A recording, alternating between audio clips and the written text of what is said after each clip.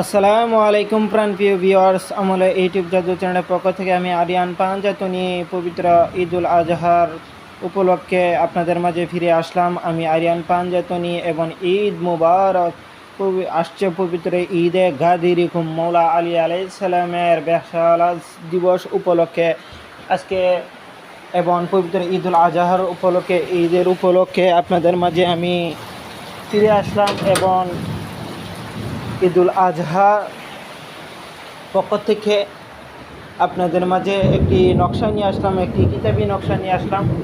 এই নকশাটি আপনারা স্ক্রিনে দেখতেছেন, এটির খুবই ফলদায়ক একটি নকশা। এটি দিয়ে আপনারা জিন, ভূত, পুরী, দেওদানো, ভূত, পিতনির নজর কাটা, দুষ টুটি কাটা এবং জাদু টুনা চালান বন্ধ করা, বিয়ে শাদী বন্দিশ নষ্ট করা এবং ব্যবসা বাণিজ্যের বন্দিশ জাদু টুনা নষ্ট করা, মামলা মুকদ্দম থেকে জয় লাভ করা, সকল কাজে নিজে নিরাপদ স্থানে পৌঁছানো এবং নিরাপত্তা অনুভব করা। আজকের এই নকশাটি দিয়ে আপনারা ফল পাবেন এবং শরীরের অশান্তি, বিভিন্ন রোগ বালাই মুসিবত লেগে থাকে, এই রকম সমস্যা যদি হয়, আজকের স্ক্রিনে দেওয়া সেই নকশাটি আপনারা নিয়ম অনুযায়ী যদি কাজ করতে পারেন তাহলে অবশ্যই রেজাল্ট পাবেন। তবে আমলদারি বিক্রি দিয়ে এই নকশাটি কাজ করাইবার জন্য চেষ্টা করবেন। যারা 5 ওয়াক্ত নামাজ পড়ে, সত্য কথা বলে, হালাল খাওয়ার চেষ্টা করে, হালাল খাইতেছে, সত্য কথা বলতেছে, এইরকম ব্যক্তি দ্বারা এই নকশাটি অঙ্কন করাবার চেষ্টা করবেন। নকশাটি অঙ্কন করতে গেলে জুম্মার দিন, শুক্রবার নামাজের পর অথবা নামাজে চলাকালীন সময় যে কোনো একজন ব্যক্তি দিয়ে আপনি এই কাজটি করাইতে পারেন, অথবা বুধবার দিন জোহর নামাজের সময় আপনি এই নকশাটি একটা প্লেটের মধ্যে, চিনি বাসন, কাঁচের বাসনের মধ্যে কোনো ফুল যাতে না থাকে, কাঁচের বাসন জাফরান দিয়ে এই নকশাটি সম্পূর্ণ সেম একই নিয়মে একই পদ্ধতিতে অঙ্কন করবেন। করার পর জমজমের পানি 7, মসজিদের পানি 7, মাজারের কলের অথবা সাপ্লাই পানি এটার মধ্যে দিয়ে দিবেন।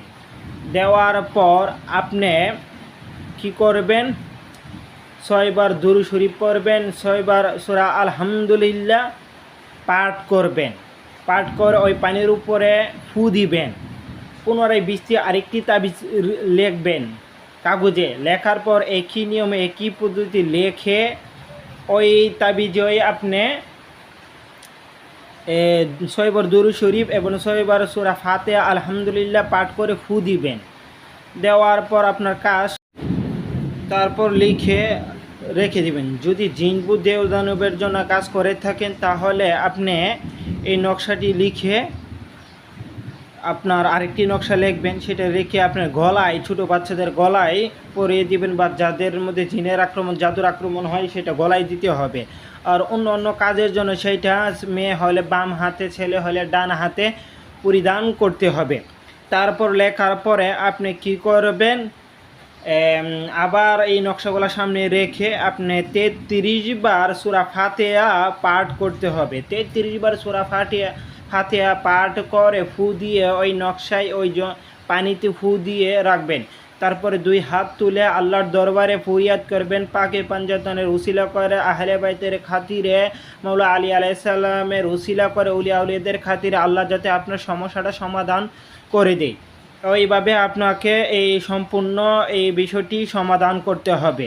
ঠিক আছে? মেয়ে হলে বাম হাতে, ছেলে হলে ডান হাতে। এবং জিন ভূত জাদু টুনা বান বিদ্যার থেকে মুক্তি শিফা লাভের জন্য, আটকানোর জন্য সেটা গলায় পরিধান করতে হবে।